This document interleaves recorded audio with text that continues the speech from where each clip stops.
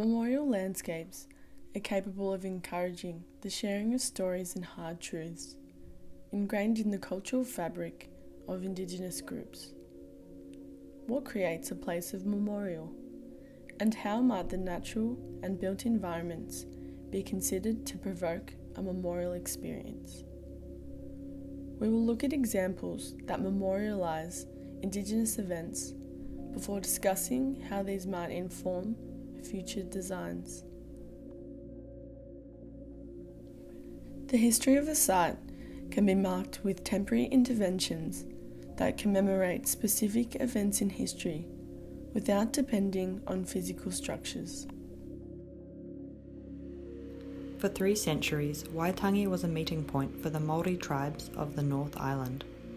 In the early 1800s, the growing English population began to negotiate cohabitation with Māori amidst similar attempts by other European parties. The Treaty of Waitangi was drafted to anticipate the abrupt merging of Māori and British society. In 1840, the treaty was signed by 500 Māori leaders, cementing the formation of a British sovereign nation. British settlers were granted control over resources that had long been managed by Indigenous groups. It was hoped that a mutually beneficial relationship would ensue. Instead, Māori land ownership was blatantly disregarded.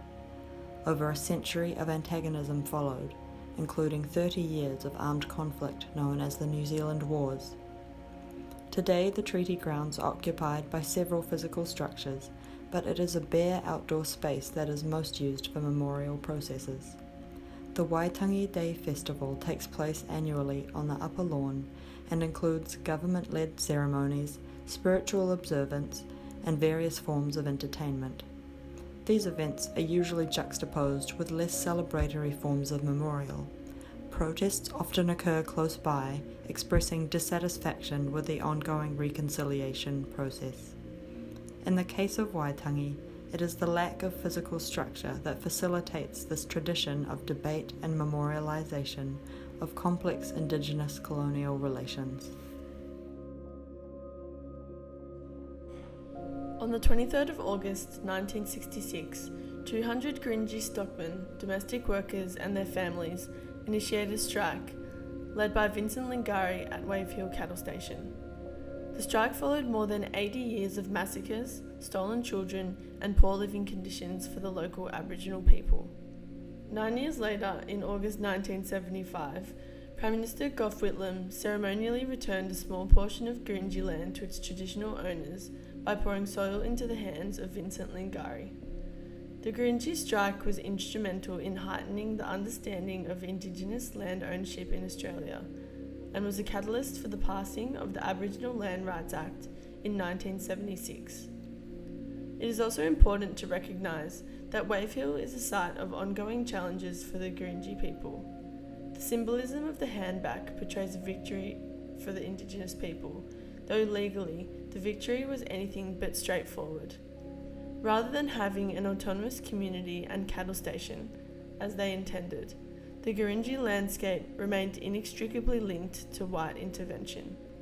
Embedded in the landscape remains the emotions related to the ongoing struggle of the Gurindji people, and holistically, the ongoing struggle for the Aboriginal people and their quest to claim back country in Australia.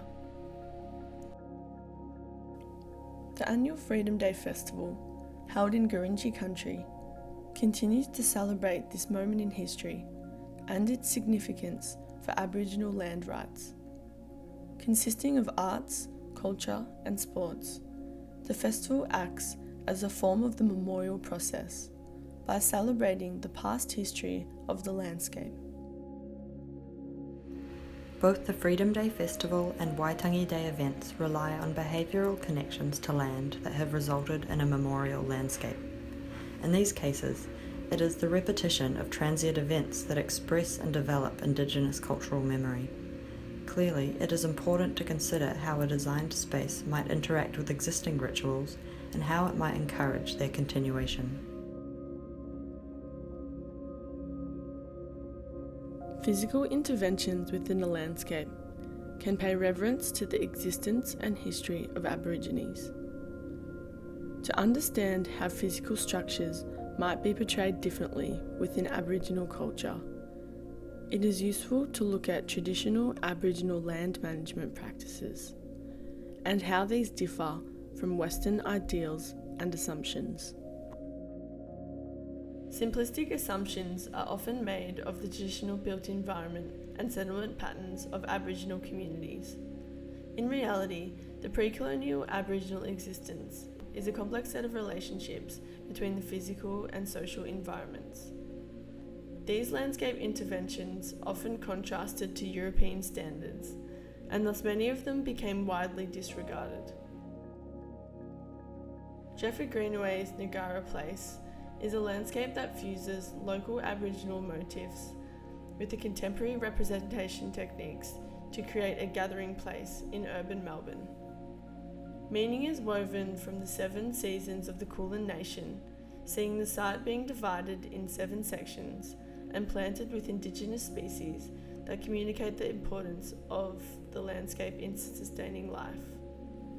Perhaps the most striking aspect of the space is an artwork evoking nature, place, and connections to country.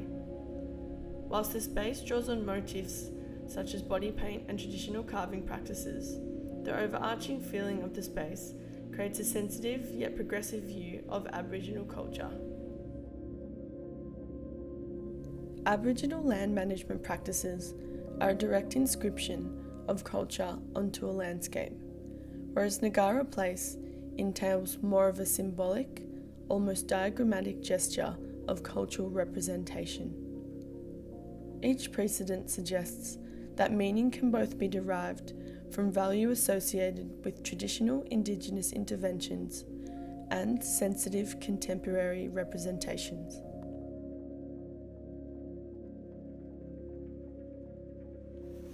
If architecture can be understood as a representation of society, these precedents reflect the ability of designers to capture moments in time through the provision or lack of physical structures. The difficulty in creating physical memorials lies in the objective lens through which a landscape is viewed. Could it be said that memorial landscapes are just as defined by the rituals that take place upon them as by their physical composition? While physical interventions can be important commemorative sites, value must be attributed to the nuances of a culture's immaterial connection to landscape, as this will imbue any physical interventions with meaning.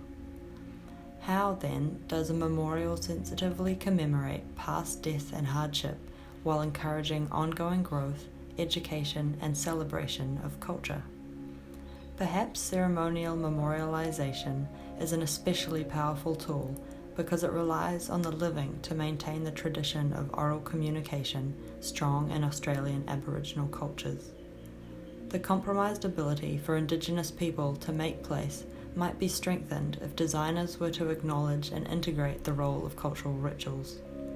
By involving Indigenous groups in memorial landscape design, a deeper understanding of metaphysical connections to land would inform the generation of new memorial landscapes, in turn encouraging the ongoing evolution of Indigenous rights.